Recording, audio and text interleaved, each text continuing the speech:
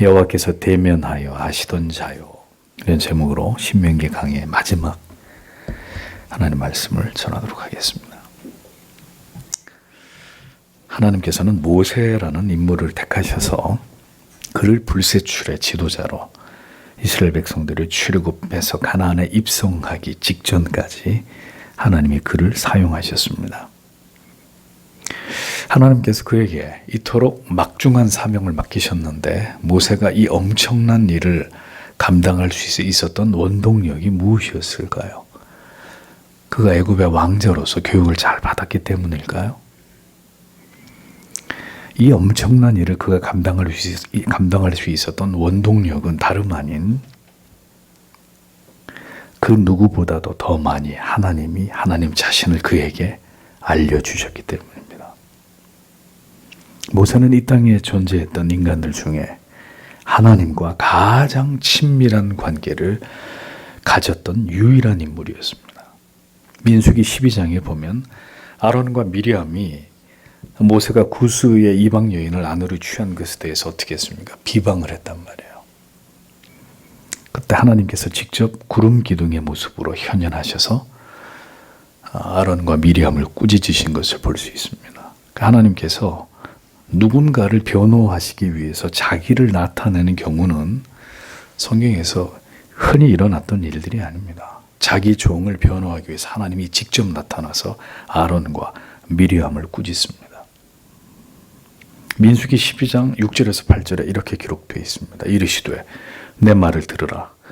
너희 중에 선지자가 있으면 나 여호와가 이성으로 나를 그에게 알리기도 하고 꿈으로 그와 말하기도 하거니와 내 종 모세와는 그렇지 아니하니 그는 나의 온 집에 충성됨이라. 그와는 내가 대면하여 명백히 말하고 은밀한 말로 아니하며 그는 또 여호와의 형상을 보겠거늘 너희가 어찌하여 내 종 모세 비방하기를 두려워 아니하느냐 이렇게 말씀하십니다. 하나님께서 모세와 이같이 각별한 관계에 있었음을 출애굽기 33장 11절에도 증언하고 있습니다. 사람이 그 친구와 이야기함 같이 여호와께서는 모세와 대면하여 말씀하시며 모세는 진으로 들어오나 그 수종자 눈의 아들 청년 여호수아는 회막을 떠나지 아니하니라 이렇게 기록이 되어 있습니다. 이어 같은 장 17절에서 23절에는 오직 하나님의 종 모세만이 경험한 특별한 하나님과의 만남의 이야기가 이어서 기록이 되어 있죠. 여호와께서 모세에게 이르시되 너의 말하는 이 일도 내가 하리니 너는 내 목전에 은총을 입었고 내가 이름으로도 너를 알미니라. 모세가 가로되 원컨대 주의 영광을 내게 보이소서. 여호와께서 가라사대 내가 나의 모든 선한 형상을 내 앞으로 지나가게 하고 여호와 이름을 내 앞에 반포하리라. 나는 은혜 줄 자에게 은혜를 주고 긍휼히 여길 자에게 긍휼을 베푸느니라. 또 가라사대 내가 내 얼굴을 보지 못하리니 나를 보고 살 자가 없음이니라. 여호와께서 가라사대 보라 내 곁에 한 굿이 있으니 너는 그 반석 위에 섰으라. 내 영광이 지날 때에 내가 너를 반석 틈에 두고 내가 지나도록 내 손으로 너를 덮었다가 손을 거두리니 내가 내 등을 볼 것이요 얼굴은 보지 못하리라. 이런 말씀이 기록이 되어 있습니다. 이 세상에 그 누구도 경험하지 못한 하나님께서 지나가신 자취를 하나님의 등을 본 자는 오직 모세뿐이었습니다. 모세는 하나님의 영광을 가장 많이 보고 경험하고 시간의 구애를 받지 않고 신의 산에서 하나님과 교통하던 자였습니다. 모세 오경 속에는 이처럼 모세라는 인물이 성경에 기록된 그 어떤 인물보다도 독특하다는 사실을 곳곳에서 기록하고 있습니다. 하나님께서 얼마나 모세를 각별히 여기시며 그와 평범 이상의 교통과 교제를 나누셨는지를 우리에게 보여주고 있는 것입니다. 하나님께서 친구처럼 여기신 사람 모세. 신명기에는 이제 그에 대해서 마지막으로 어떻게 그를 평가하고 있는지를 우리에게 보여주고 있습니다. 우리가 신명기의 이 끝에서 모세를 다시 재조명해 보기를 원합니다. 먼저 9절 말씀을 보겠습니다. 그리고 눈의 아들 여호수아는 지혜의 신이 충만하였다. 왜냐하면 모세가 그의 두 손을 그 위에 두었기 때문이다. 그리고 이스라엘 자손들이 그에게 순종하였다. 그리고 여호와께서 모세에게 명하신 대로 그들이 행하였다. 이렇게 기록되어 있습니다. 하나님께로부터 자신의 죽음에 대해서 고지를 받은 모세는 마지막으로 이제 자신의 뒤를 이어 이스라엘을 인도할 새로운 지도자 여호수아에게 안수하는 마지막 임무를 감당하게 됩니다. 하나님께서는 여호수아를 모세의 뒤를 이어서 이스라엘을 통치할 지도자로 세우셨습니다. 그리고 모세로 하여금 그에게 안수하게 하셨습니다. 이 같은 행위는 여호수아가 공식적으로 모세의 후계자임을 나타내는 것입니다. 지금까지 모세가 가지고 있던 모든 지도자적 권한을 후임자인 여호수아에게 모두 이양한다라는 의미가 담겨져 있는 공식적인 위임의식이었습니다. 여호수아의 등장은 이제 신명기에서 여호수아서로 자연스럽게 이렇게 이어질 뿐만 아니라 이제 가나안 정복 전쟁의 모든 준비가 완료되었다는 것을 보여주는 것입니다. 이스라엘을 이끌고 이제 하나님께서 그들에게 주신 약속의 땅에서 정복 전쟁을 수행해야 될 새로운 지도자 여호수아에게 하나님께서는 모세의 안수를 통해서 지혜의 신을 충만하게 그에게 부어주셨습니다. 지혜의 신이란 다른 번역으로 지혜의 영이라고 번역을 할 수 있는데, 그러니까 여호수아에게 성령을 통해서 충만한 지혜를 하나님께서 허락하셨음을 알 수 있는 것이죠. 가나안의 여러 부족들을 차례로 깨부시길 수 있는 하나님이 주신 출중한 지혜가 새로운 지도자 여호수아에게 부어지고 있었습니다. 이제 모세의 후계자로서 하나님의 명령과 뜻을 받들어야 될 여호수아, 하나님께서는 그에게도 넘치는 지혜를 주셨고 하나님의 백성들을 약속의 땅으로 인도할 지도자로 세우셨습니다. 그런데 여호수아가 어떤 인물입니까? 이미 그가 청년의 때부터 잘 준비된 하나님의 종이었어요. 하늘에서 뚝 떨어진 게 아니라 출애굽기 33장 11절 방금 읽은 그 구절에 보면 어떤 장면이 나오죠? 모세는 진으로 돌아오나 그 수종자 눈의 아들 청년 여호수아는 회막을 떠나지 아니하니라. 이렇게 기록이 되어 있습니다.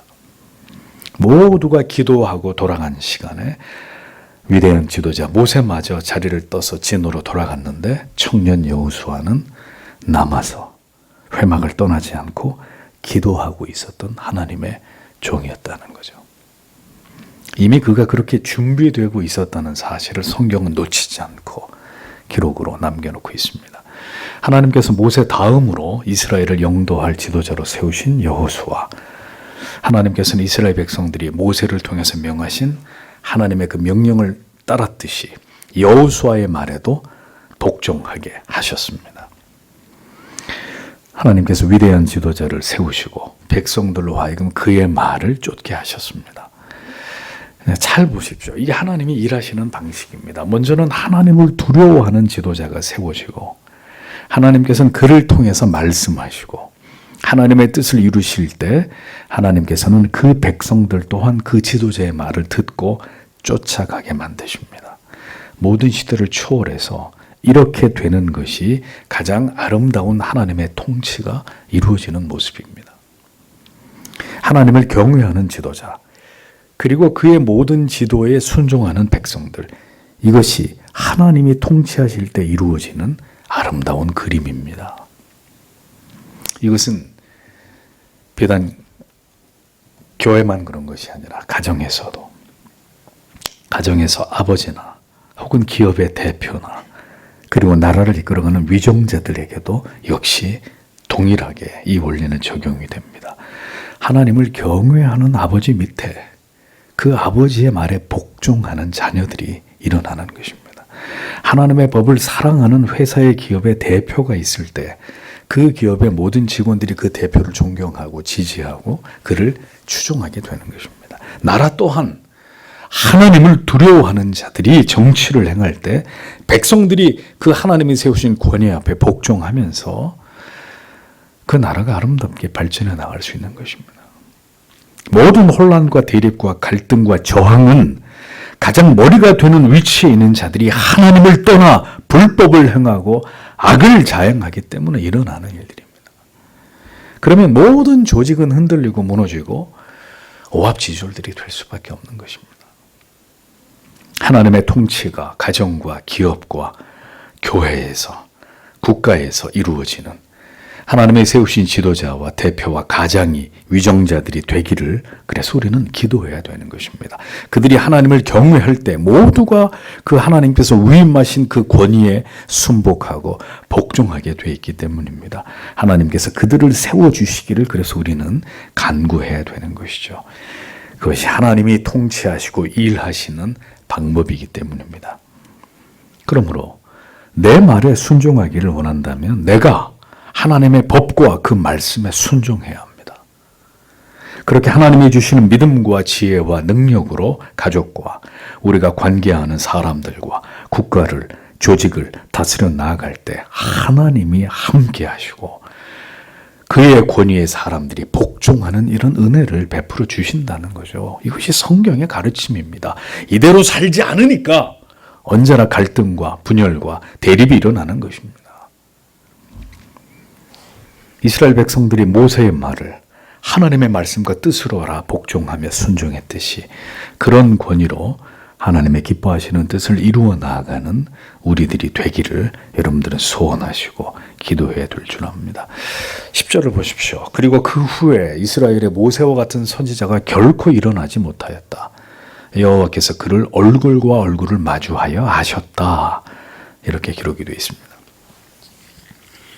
모세 이후에 다시는 모세와 견줄 만한 이런 선지자가 이스라엘에서 나오지 못했다라고 기록하고 있습니다. 그렇다면 그는 어떤 지도자였을까요? 성경에 그는 여호와께서 얼굴과 얼굴을 대면하여 아시던 자라고 기록하고 있습니다. 다시 출애굽기 33장 11절에 사람이 그 친구와 이야기함 같이 여호와께서는 모세와 대면하여 얼굴을 마주 대하면서 말씀하시며 이렇게 기록이 되어 있습니다. 여러분, 하나님께서 붙들어 사용하신 자들의 공통점은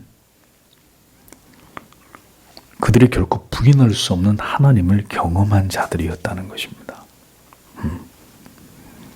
하나님께서는 하나님에 대한 전적인 신뢰를 가진 자들에게 하나님의 일들을 맡기십니다. 그러하기에 모세를 보십시오. 그는 하나님께서 그에게 남다른 사명을 맡기셔야만 했기 때문에 그를 처음에 부르시던 장면부터 남달랐다는 것을 성경은 우리에게 보여줍니다. 호렙산에 불 붙는, 그러나 타지 않는 신비한, 불이 활활 타고 있는데 나무 가지는 전혀 타지 않고 있는 가시떨기의 형상으로 모세에게 하나님 자신을 처음 나타내 보이셨습니다. 여러분, 하나님께서 자기를 보이고 계시하시는 그 정도에 따라서 그가 감당해야 될 사명의 중요성이 비례합니다. 성경을 가만히 보세요. 하나님이 자기를 어느 정도 열어 보여주시느냐가 그가 곧 하나님 앞에 얼마나 중요한 사명을 감당하는 인생을 살게 될지가 결정난단 말이에요. 예수님께서 공생애를 시작하시기 전에 메시아의 도래를 알려야 됐던 막중한 사명을 감당했던 자가 누굽니까? 세례 요한입니다. 그는 광야에서 하나님과 독대하면서 메뚜기와 석청을 먹고 약대 털옷을 입고 흡사 무슨 광인과 같은 이런 모습으로 살았던 자였습니다. 그러나 하나님께서 그를 직접 준비시키셨기 때문에 요한은 아무도 두려워하지 않았습니다. 그는 헤롯 왕에 대해서도 요만큼도 두려워하지 않고 그의 죄악된 것을 고발하고 왕에게 회개를 촉구하지 않습니다. 그는 여자가 낳은 자 중에 가장 위대한 자였습니다. 모든 하나님의 사람들은 사자같이 담대합니다. 그 이유는 그들에게 살아계신 하나님의 그 위엄과 영광과 능력을 그들에게 체험케 했기 때문입니다.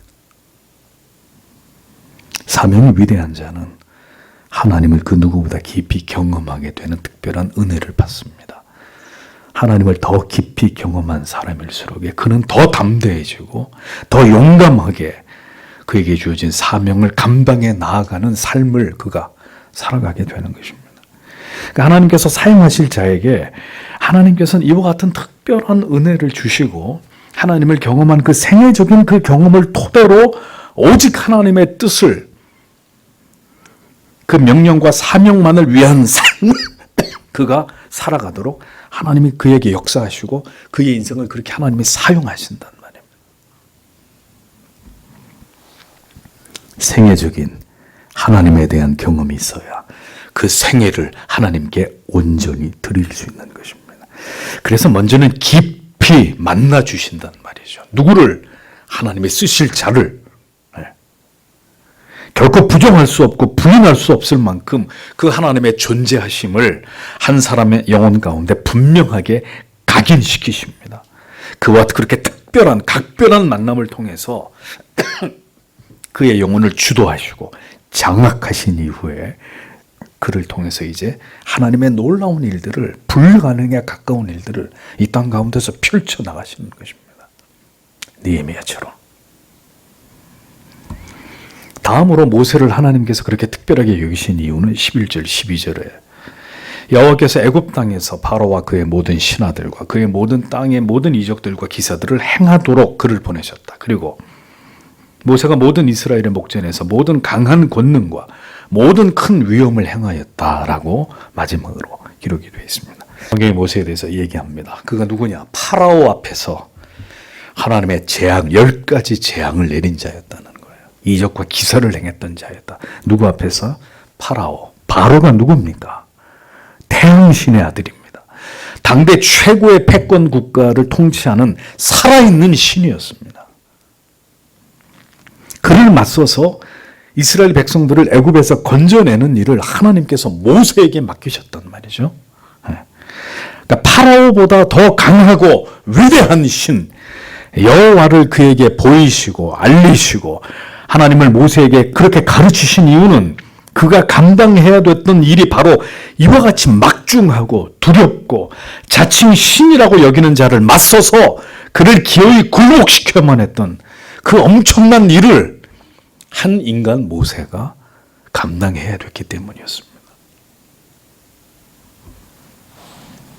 오늘 이 시대에도 만약에 최고의 권력자에 맞서서 하나님의 뜻을 전할 자를 하나님이 이 세상 가운데 하나님이 보내신다면 아마 모세와 버금가는 하나님 자신을 그에게 계시하시는 일을 먼저 하실 겁니다. 그래서 그러하여금 그 누구도 두려워하지 않을 사람으로 하나님께서 그를 그렇게 먼저 다듬으시고 훈련하시고 그를 깊이 만나 주실 것입니다. 여러분, 우리는 때때로 허황된 꿈을 꾸는 거예요. 하나님 저를 크게 사용해 주십시오. 하나님의 나라를 위해서 한번 멋지게 하나님 저희가 쓰임받고 싶습니다. 물론 그렇게 기도할 수 있어요. 또 하나님이 그렇게 기도하게 시키면 기도해야 됩니다. 그런데 그 기도를 하나님이 하게 하셨고 그 기도에 하나님이 응답하실 것 같으면 어떤 일이 벌어질까요? 생애적으로 하나님을 만나게 되는 일이 일어날 것입니다. 엄청난 일이 내 인생에 일어나겠죠. 살아계신 하나님을 인격적으로 내 목에 칼이 들어와도 하나님은 살아계십니다. 난 절대로 그분을 부인할 수 없습니다. 라고 고백할 수밖에 없는, 이 하늘 아래 아무리 높은 사람을 내 앞에 갖다 놔도 그의 눈을 똑바로 노려보면서 회개하고 예수 믿고 천국 가십시오 라고 말할 수 있는 사람으로 하나님이 먼저 내 인생을 만지시겠죠. 엄청난 일이 내게 일어날 거예요. 죽었다 살아나는 일이 일어날 수도 있고, 그야말로 진짜 하나님을 만날 수밖에 없는 필연적인 어떤 일이 일어날 거라는 거죠. 엄청난 일이. 그러니까 그것을 각오하고 하나님 앞에 쓰임받기 원합니다 라는 기도를 하셔야 돼요. 그래서 대부분의 사람들의 인생에는 그런 일이 일어나지 않아요. 그냥 이게 밋밋하죠. 안 믿는 것도 아니고 믿는 것도 아니고, 그렇다고 우리가 특별히 믿음의 자를 이탈하는 건 아니지만 모세처럼 이렇게 쓰임받는, 이후에도 없고 이전에도 없는 이런 하나님의 일을 감당할 자가 더 이상 세상에 필요하지 않기 때문에 모세 같은 하나님을 만날 수 있는 특별한 경험들이 허락되지 않는 것이겠지만, 남다른 인생의 힘겨움과 어려움을 지나가야만 하는 분들이 혹 여러분 가운데 계신다면 잊어버리지 마십시오. 그건 우연이 아니에요. 안 믿는 사람들의 표현대로 여러분들의 팔자가 사나워서 그런 게 아니에요. 그런 게 아니에요. 성도 여러분, 하나님을 구하세요. 누구보다도 힘든 인생을 지나가면서 정말 내 인생은 왜 이러할까? 그런 인생을 지나가고 있는 성도 여러분, 하나님을 구하시라고요. 그리고 그 하나님을 깊이 만나서요. 하나님이 반드시 여러분을 깊이 만나 주실 것입니다. 하나님을 온전히 의지해서 그 인생의 괴로움과 고통과 두려움을 이겨낼 수 있도록, 남달리 그 인생이 괴롭고 힘들거나 혹은 감당기 힘든 어떤 짐이나 사명이나 두려움과 맞서야 되는 분들이 있다면 하나님을 구하십시오. 하나님이 당신을 만나주기 위해서 당신의 인생을 그 가운데로 밀어넣으시는 거예요. 유독 당신의 삶이 그렇게 힘들고 어떤 회방과 어려움에 가로막히고 그렇게 고독하고 사람들에게 버림받는 이런 일들을 하나님이 당신에게 만들어 가시는 거예요. 왜? 하나님을 생애적으로 만나게 하기 위해서.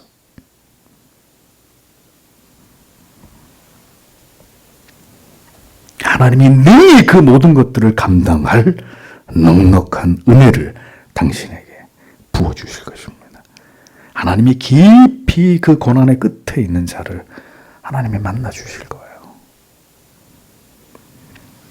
그 하나님의 함께 하심을 믿고 여러분들의 인생이 기어이 승리할 수 있도록 하나님께서는 당신을 반드시 도우실 것입니다. 그것이 하나님이 일하시는 방식이기 때문에.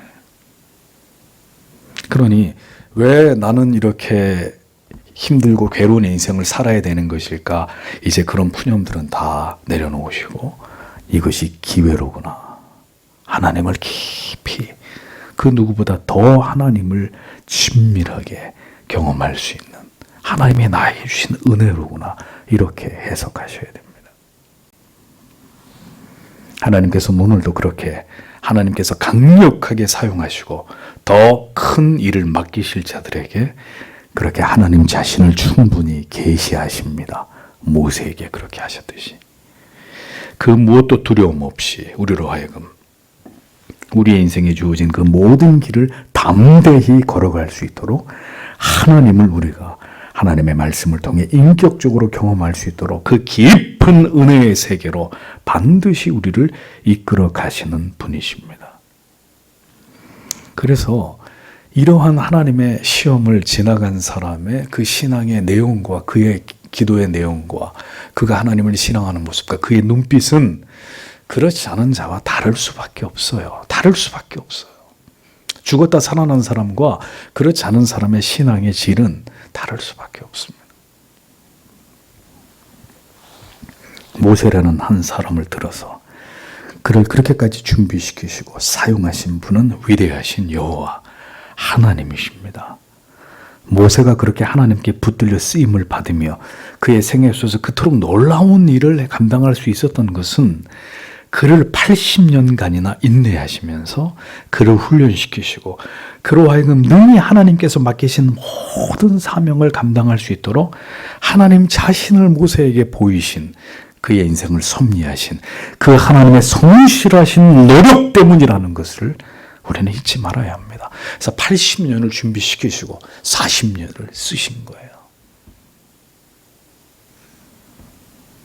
그를 갓난아기 때부터 어미 뱃속에서부터 섭리하시고 그가 하나님 앞에 부름받는 그 마지막 순간까지 그의 생애를 주도해 오신 하나님이십니다. 그의 나고 죽음까지의 전생애가 그가 하나님의 뜻을 받들어서 그 하나님의 위대하심을 높여야 했기 때문에 하나님께서 그를 선택하시고 결국 그 연약한 모세를 이끌어 나는 입이 둔해서 말을 잘 못해요 라고 변명하던 그 모세를 하나님이 붙들어서 이스라엘의 가장 위대한 이스라엘을 해방시키는 구원의 역사를 그를 통해 하나님이 이루시지 않습니까? 그럼 뭘 바라보고 하나님을 믿는 거예요? 믿음이 뭡니까? 우리가 예수를 믿고 있는 목적이 도대체 뭐냐 이거죠. 뭘 위해서 교회를 다니고 예배를 드리고 하나님 말씀 듣는 것입니까? 우리 인생의 의미가 뭐냐고요. 그러니까 이걸 모르고 교회를 다니니까 헤매는 겁니다. 세상에서 방황하고 시험에 들고 회의에 빠지고 주저앉고 무엇을 왜 존재하는 나의 삶인가? 하나님의 어떤 뜻과 계획이 있으셔서 나를 불러 하나님의 자녀 되게 하셨고 마침내 나를 통해서 하나님이 어떤 영광을 받으실지를 종종 우리는 깊이 묵상해 보아야 합니다. 한 사람으로 태어나서 신자로서 하나님을 얼마나 깊이 알고 경험하는가의 문제는 우리의 인생 전체 시간을 통해서 우리가 풀어가야 되는 숙제입니다.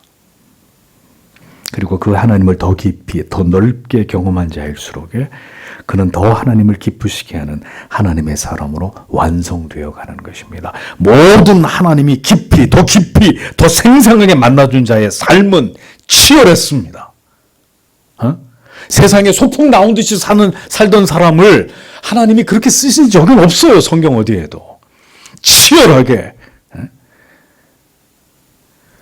그렇게 하나님을 찾고 하나님을 신앙한 자라야 하나님이 그를 만나주시고 그에게 하나님의 분명한 뜻을 계시하시고 그를 그렇게 하나님이 완전히 붙드셔서 하나님 나라를 위해서 사용하셨죠. 그 일이 우리의 전생애 속에서 일어나는 일입니다.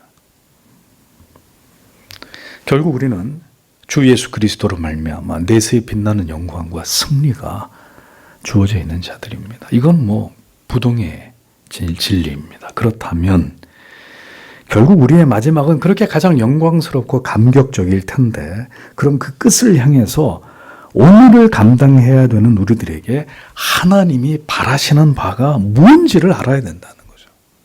결국 우리의 끝은 비할 바 없는 영광이고 축복인데 새하늘과 새 땅에서의 자 그거는 분명해졌어요. 그러면 그거를 알고 살아가는 오늘의 우리의 삶에 하나님이 원하시는 게 뭐냐? 그저 잘 먹고 잘 살고 편안하게 그렇다가 와라. 이게 하나님의 뜻이겠느냐? 이것이.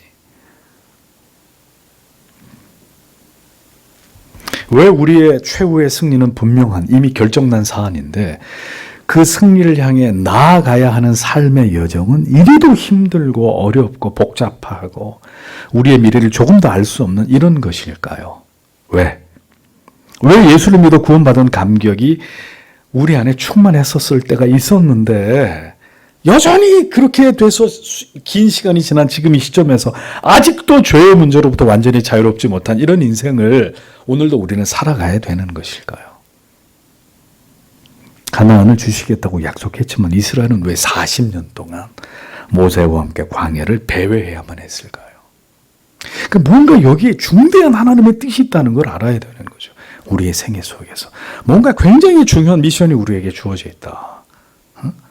그 의미 없이 덧없이 천국 가니까 이렇게 염세적으로 세상을 될 대로 되라 이것도 아니고 악착같이 복받아서 잘 돼야 된다 이렇게 내 성공에만 못을 받고 살아 이것도 아니고 그 분명히 마지막에 테이프를 끊을 때까지 이 신앙의 레이스를 달려가야 되는데 뭔가 하나님이 내 인생 속에 그분이 원하시는 게 있다는 걸 알아야 된다는 거죠. 신자는. 이 중요한 물음에 대해서 우리의 전생애로 답을 해야 된다는 겁니다. 답을. 주님께서 이 땅에서 여러분 그분이 공생애를 완성하고 구속을 완성하고 돌아가실 때까지 그분이 하늘에서 뚝 떨어진 삶을 사셨어요? 아니잖아요. 어린아이, 갓난아기로 태어나서 인간의 모습으로 사시면서 위대한 모든 그 구속의 하나님의 놀라운 계획을 그가 완성해 나아가셨듯이 우리도 연약한 인간의 몸으로 인생을 지나가면서 마침내 우리에게 주어진 궁극의 승리의 날이 오기까지 그 연약한 인생이 십자가를 붙들고 하나님의 영광을 위해서 그 인생을 살아내야 되는 것입니다. 넘어지고 쓰러지고 유혹을 받고 많은 일들이 우리 인생 가운데 일어날 것입니다. 하나님 다 아십니다. 그런데 그 모든 과정을 성실하게 신자로 살아가라는 거예요. 배도하지 말고 물론 하나님의 자녀는 배도하지 않지만 죄와 싸우고 넘어졌으면 또 주여 나를 불쌍히 여기소서 회개하고 다시 하나님을 찾고 십자가 앞에서 다시 희망을 그 안에서 발견하면서 신자의 삶을 살아내라는 것입니다. 명예롭게. 그리고 그렇게 살 때 하나님 너에게 어떤 은혜를 주시고 너희가 하나님과 멀어지면 어떤 참담함을 맛보게 되는지 다 경험하라는 거예요. 인생 속에서 하나님이요. 그러면서 신자가 되어가라는 것입니다. 결국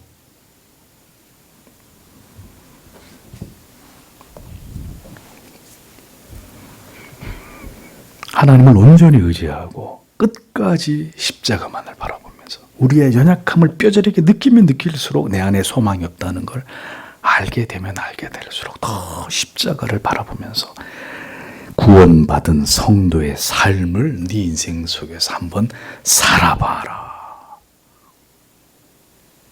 그게 신자의 인생의 의미예요.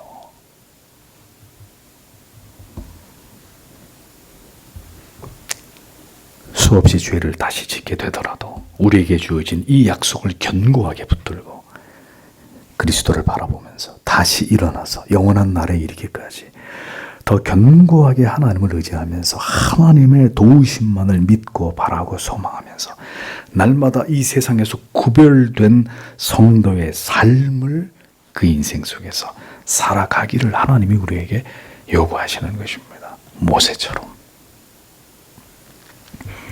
그렇게 하나님께 붙들려서 자기에게 주어진 길을 오늘 우리들도 모세와 같이 견줄 수 없지만 왜 그의 사명과 우리의 사명이 나의 사명이 다르니까 하나님이 주신 이 사명 임무가 다르기 때문에 우리가 모세처럼 살 수는 없습니다. 하나님 그걸 요구하시지도 않고 다만 그렇게 하나님께 붙들려서 나에게 주어진 길을 오늘도 오직 하나님께서 우리의 아버지시라는 것을 믿고 걸어가는 거예요. 그것이 바로 하나님을 영원롭게 하고 영원토록 하나님을 즐거워하는 성도의 삶이라는 것입니다. 하나님이 핵심은 이것입니다. 모세를 통해서도 그 모든 뜻을 이루셨듯이 저와 여러분을 통해서도 그 모든 뜻을 그분이 반드시 이루실 것입니다. 그것이 하나님의 약속이고 그분의 계획이고 그분의 뜻이기 때문입니다. 신명기의 긴 강해가 끝이 났지만 우리의 생애는 계속 이 진리를 붙들고 앞을 향해서 나아가야 합니다.